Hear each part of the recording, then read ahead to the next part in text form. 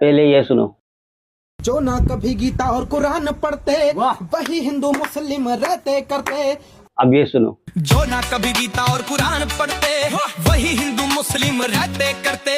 अपने ही कर्मों से गिरे हुए हैं, रोज मंदिरों में मस्जिदों में दुआ करते। गालियां बकते हैं लोग अच्छी बातों पे, हंसते हैं दूसरे की जातों पातों पे। कोई बड़ा कोई छोटा है ना सुन लो, रब के बनाए इंसान सारे हैं। मीडिया भी करती दलाली हंस के, सच को दिखाती न्यूज जाली कस के। जो भी मुद्दा गिरी पे दिखाना चाहिए, टीआरपी के लिए उससे दूरी रखते।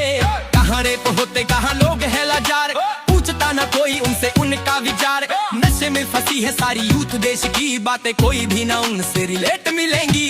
यहाँ कंट्रोवर्सी क्रिएट मिलेंगी, तेरा नाम लेके गालियां दरेट मिलेंगी। सच बोलने से लोग अनफॉलो करेंगे, तेरी बढ़ती तरक्की तेरी डेथ बनेगी।